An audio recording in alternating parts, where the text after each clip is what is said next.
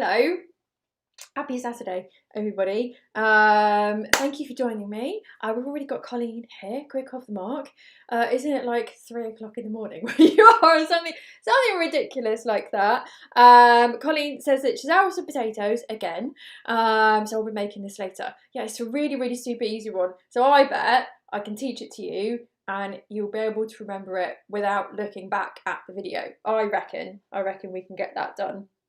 Okay, so who else have we got here today? So we've got Denise is here and Gloria. Gloria says, have you started? Only just. Yeah, just getting going now. We've got Justine here as well. It says hello. And Jules is here as well. Christine says, I can't find my split peas. Will pearl barley work? Okay, so that's a really good question, because the role that the split peas are going to do in this recipe is, of course, a flavour.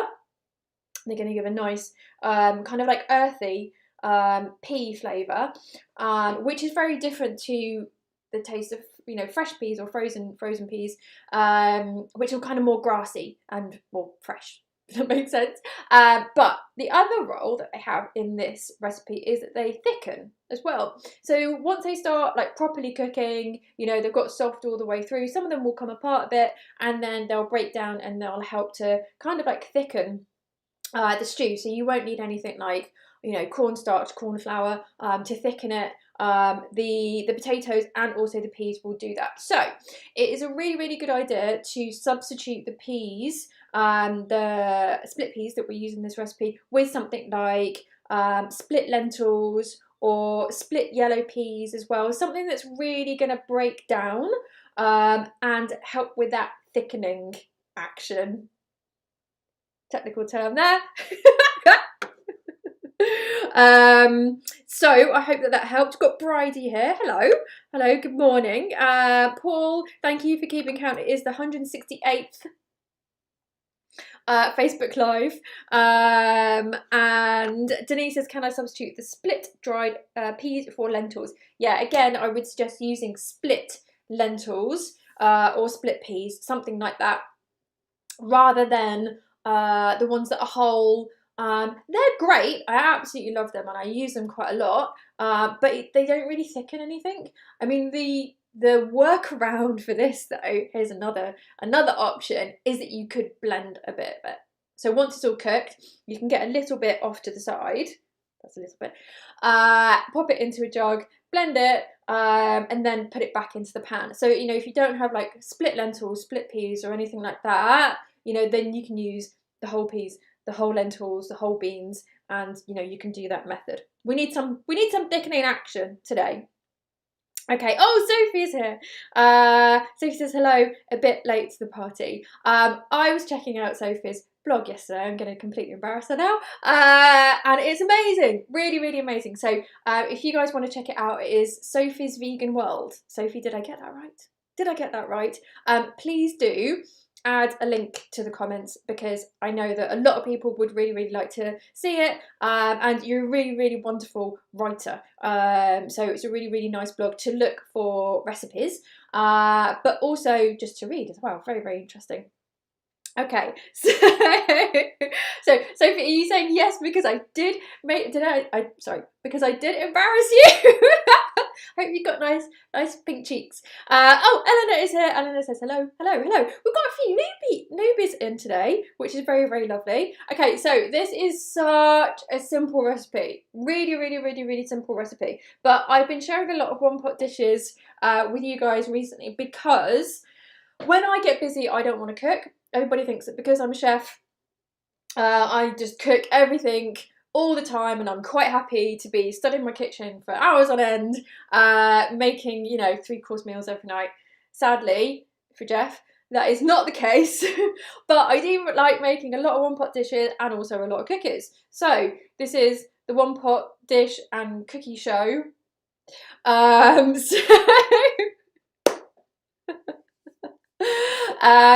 Denise says, can I use miso instead of stock cubes? Yes, very good substitution, but what I would say with that, Denise, is that if you want the the good bacteria, you know, that is in miso, that is really, really good for our tummy, then add the miso at the end just before you serve it.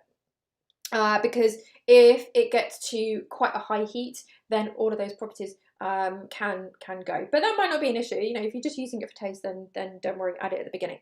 Okay, so yes, one pot dish is really, really easy. Nearly as easy as eating ready-made food. So this is kind of like the way that I can give you guys an alternative. You know, that it's almost as quick as, you know, taking something from the freezer and shoving it in the oven. Okay, really, really, really super simple recipe today. So we're going to be over in no time. So we've got like, in 10 minutes, we'll be done. We'll be done. How quick is that? Right, Annie is here. Hello, Annie. She says, not cooking today as I fed my carrots to the ponies down the road. That is by far the best reason for not cooking along I have heard out of all of the shows I've ever done. That's brilliant. Because not only is it really beautiful, but it's so vegan as well. So vegan. And also, it gives us a little insight into what Annie's life is like in Wales. That's lovely. Really, really lovely. Denise says, okay, that's good advice about the miso. Thank you. No worries. No worries. Happy to help, as always. Right, so I would say that with this recipe, we can really swap things around, and I will tell you guys like how to how to swap things around as we go. Really, really super budget recipe as well. As you'll see from the ingredients list here, really, really cheap as chips. Cheaper than chips, actually, ingredients, and mainly like ingredients you can just get from most supermarkets as well. Sophie has just posted the link to her blog, Sophie's Vegan World, so please do check that out. I know that you guys will love it. Okay, so let's come to the overhead camera and I can just show you guys the ingredients. Now, so of course we have a rainbow today. You guys have to guess what is underneath the rainbow. Is anybody going to beat Colleen to guessing what is underneath the rainbow today? Okay, right, so here we have our very, very easy, budget-friendly ingredients. So, as mentioned, we have our split green peas. Mine are from Hodmidods. Oh, Colleen! Quick off the bat, Colleen. That is actually on your net now. Quick off the bat, Colleen. I like that. Already guessed that we've got stewie underneath the rainbow today. And of course, the link is that we're making stew. So there's my little stewie. I can't actually think of anything that he says onto making some food. Yes, so as I was saying, we have our split green peas. This is what they look like. 150 grams of split dried peas. So you can use split yellow peas. Split red lentils would also be very good for anything like this. But make sure they're split, and then we can get this like really kind of like kind of gloopy stew, you know, that has some thickening in it. We've got 300 grams of onions. 300 grams of potatoes, 300 grams of our carrots. We've got some stock powder. This is my little salt pig here. So I've got my salt in here. Let's pop in. We've got some black pepper. You guys can use white pepper if you want to. And oh, I've got some thyme as well. Thyme. So you guys can use like rosemary, tarragon, sage. You know, any of these kind of like woody, more of the woody herbs use, you know, so you can choose your own adventure with that. And then we've got water. So not many ingredients at all. Really, really so straightforward. And the technique is really, really straightforward as well. We just need to remember a few things when we're actually preparing the vegetables. Okay, so let's get started. I've got my nice wide big pan here, and I just need a peeler.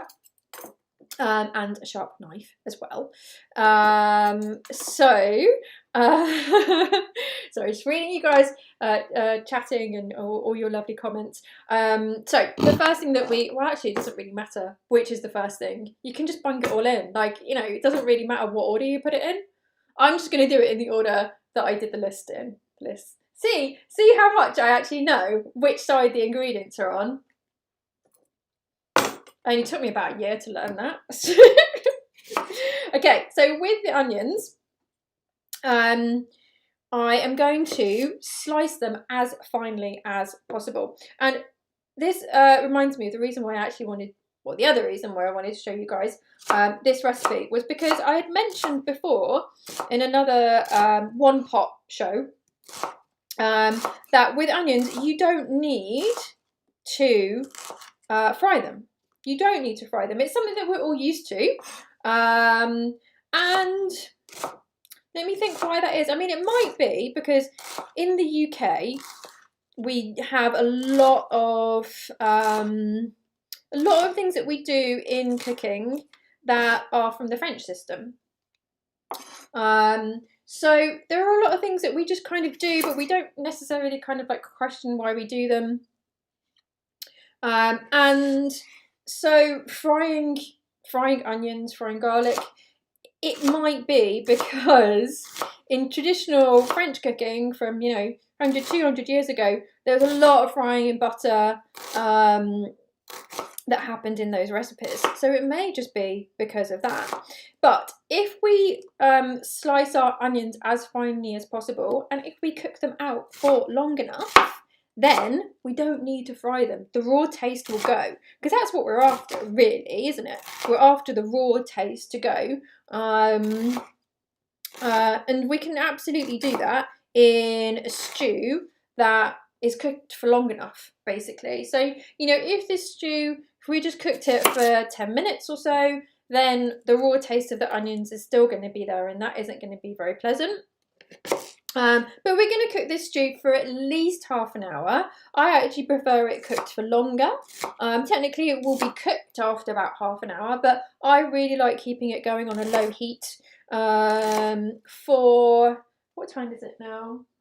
So 12:17. So I had here's one I made earlier, cooking for about 50 minutes, something like that. So I like the veggies to be quite soft, and the peas to be quite soft, and have fallen apart quite a lot. And because I've cooked it for that long, there is absolutely no risk that my onion will still have like a raw flavour at all.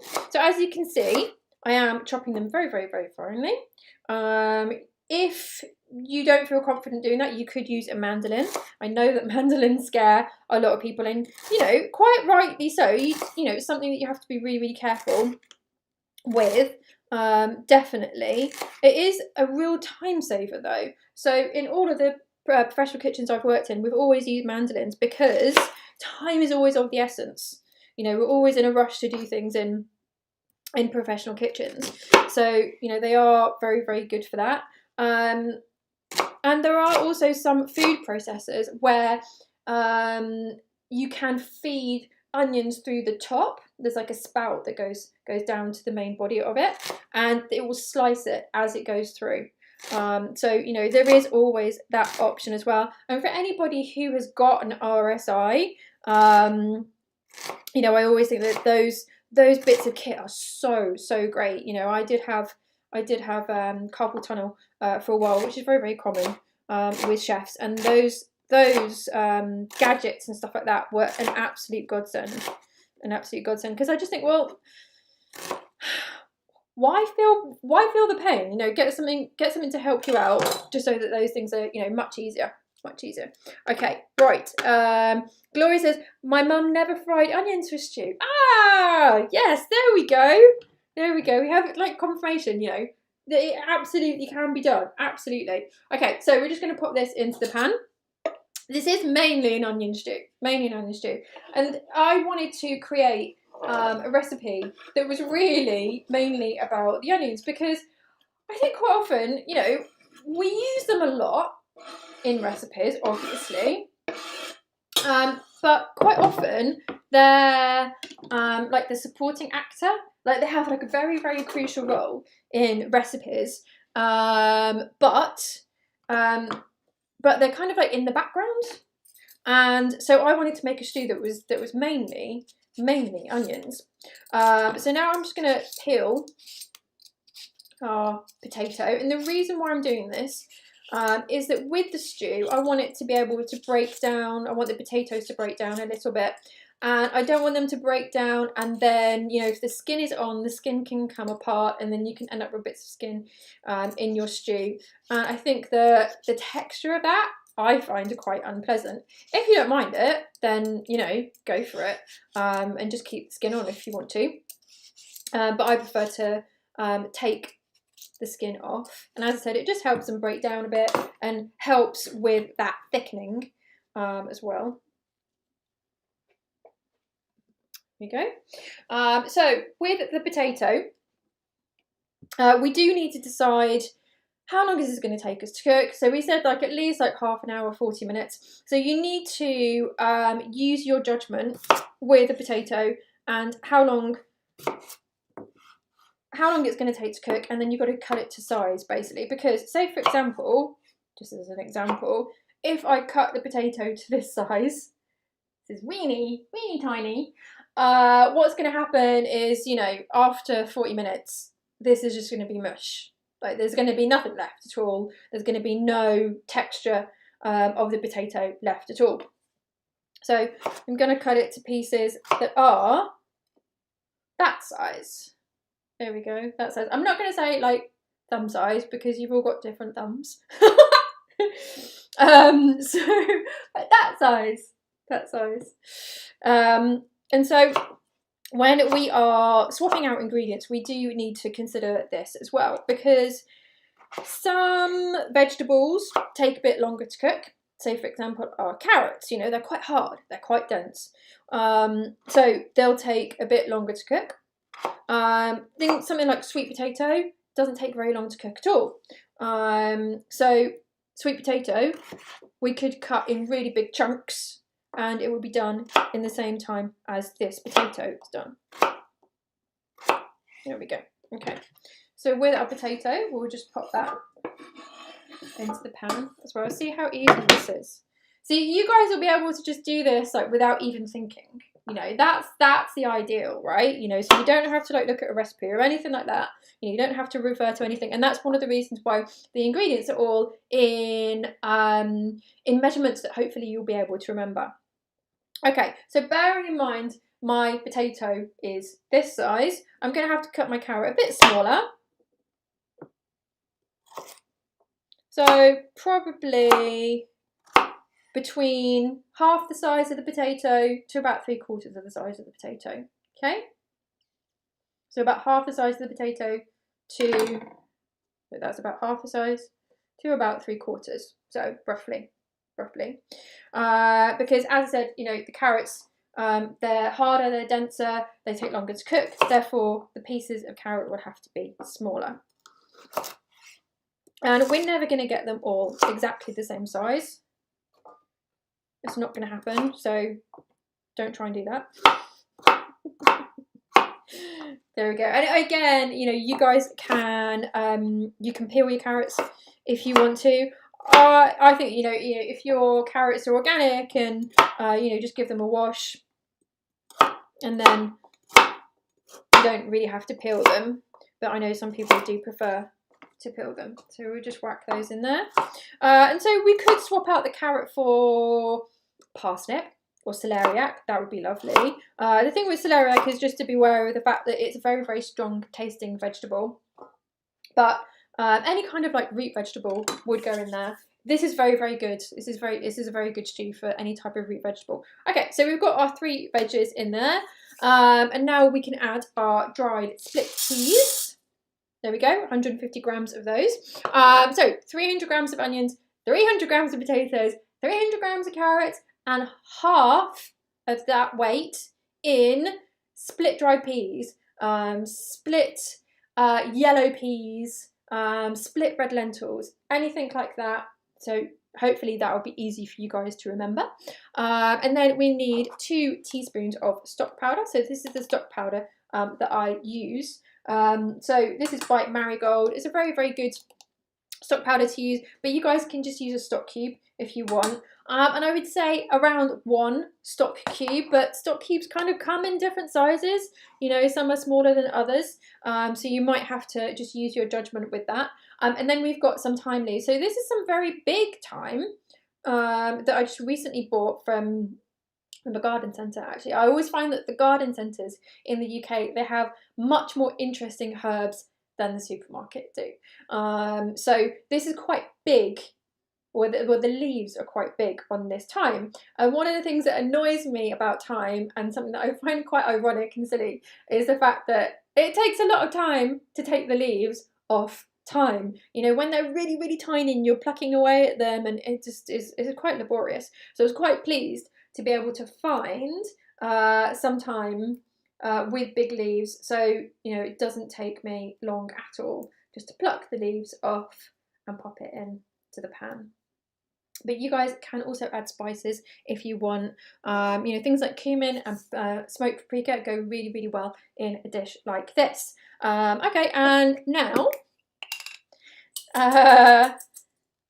we will just add some black pepper. You guys can add white pepper if you prefer, or any other spice, as I mentioned. There we go.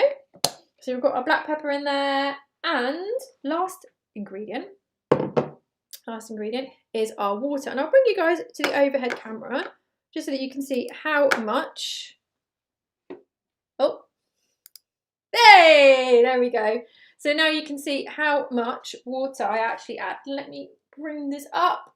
Yeah, there you can see. So I'm not gonna add so much that we're going to end up with a soup, because I don't want a soup, I want a stew. So I'm just going to add enough so that it covers the veggies. There we go. So it just covers the veggies. And you know, if it really dries out, you can add some more as it's cooking along, but I don't want to add so much because I really, really don't want to end up with soup. I really want a stew. And so that was, I had what is it, 1 litre? Yeah, so it was about 750 millilitres I just added there, guys. Right. So, that's kind of it.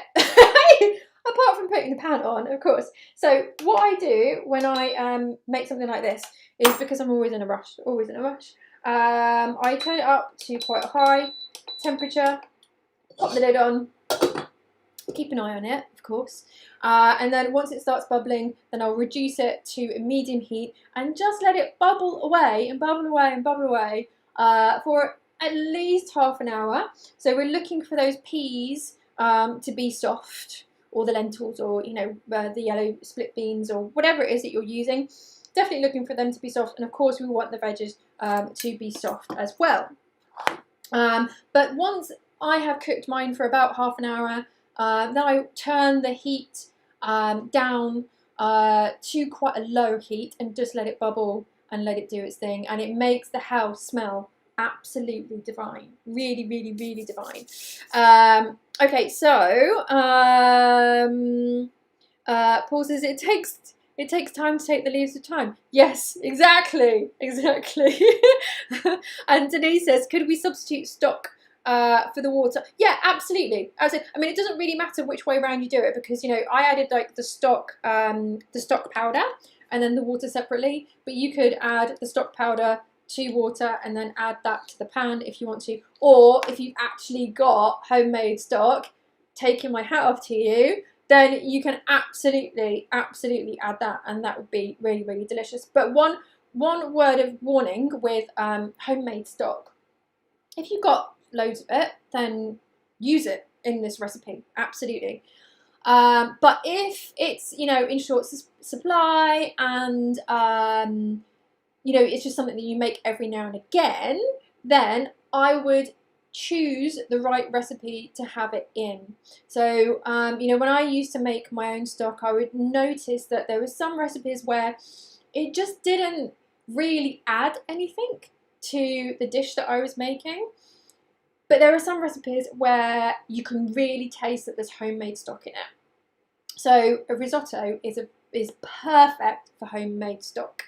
So you know, use it. Say, you know, if you don't have absolutely tons of it, I would not use your homemade stock in this recipe. I would use it in something like a risotto where it can really, really shine and you can really, really taste it. Okay, so oh, Doug's here. Doug says he's late on parade again. That's okay, babe. That's okay. You probably did a 100-miler this morning, I would imagine. Okay, so Gloria says it froze a bit when Dave was showing the picture of Stewie, and then it went slightly out of sync. Yeah, I'm having loads of syncing issues recently. Loads of syncing issues recently. So I hope that I've caught up with myself. Oh, Doug says that he started reading a book and he lost himself. That is so nice. That is so nice. Right, so of course we have a here's one I made earlier, because I'm not going to let you guys wait for half an hour to actually see how it turns out. So here we go. So I've got my lovely big pan. So this actually just like sits on the top, which is great because, you know, whenever I'm kind of like stuck for, oh, what do I make for dinner, I see this pot and I'm like, one pot. Let's do a one pot. So let me bring you to the overhead camera once again, and then I can hold this up to you and you can see how lovely and thick this has become. So these peas have really fallen apart. Oh, look at that. You can see the steam coming from it. So this is a really, really warming dish.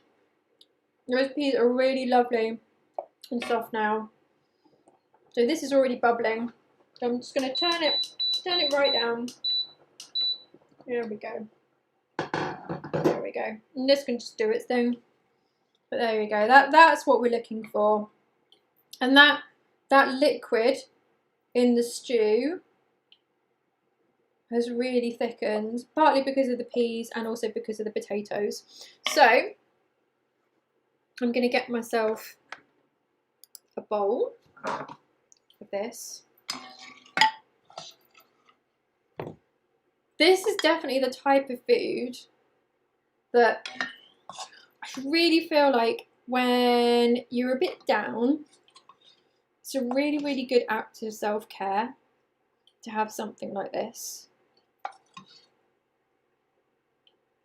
It really makes you feel like you're being hugged from the inside. It's very, very, very lovely. Very, very lovely. Right, I'm going to bring this over to the camera. Let me get a spoon.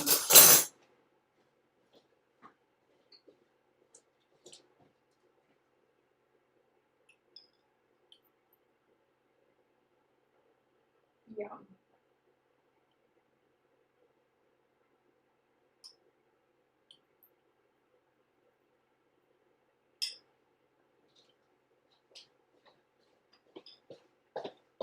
So, don't tell me that vegan cooking is hard, because it's really not. As you can see. It was so nice. This actually reminds me, to anybody who's in the UK, because I think that this is a UK brand. Do you know the cans of Big Soup? So it's like a really, really chunky soup. Essentially, it's a stew, but the brand is called Big Soup. And it reminds me of that. It really does remind me of that. But of course, as we know, you know, if this is homemade, you know, it's not going to have any additives or anything like that in it. It's all going to be, you know, freshly made, and so much better for you, and probably cheaper as well. Because if you think of the ingredients that we've got in here, there's nothing that is expensive at all. Nothing that's difficult to get hold of.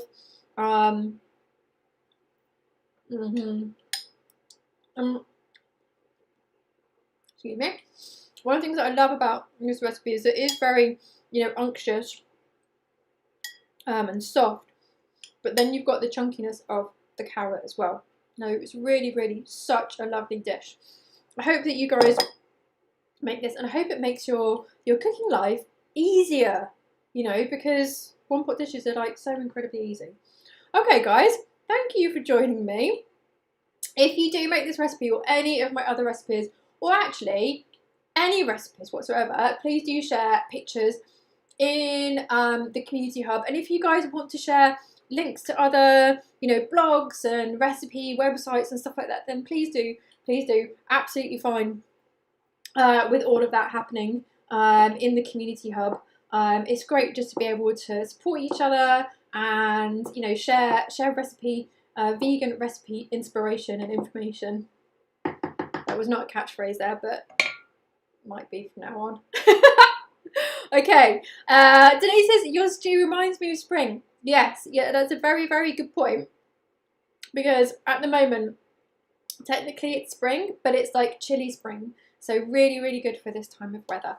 Paul says the great thing about Facebook Lives are that the recordings are easily accessible. Thank you for reminding me and telling everybody. If I comment watching a replay, I always prefix with #replay.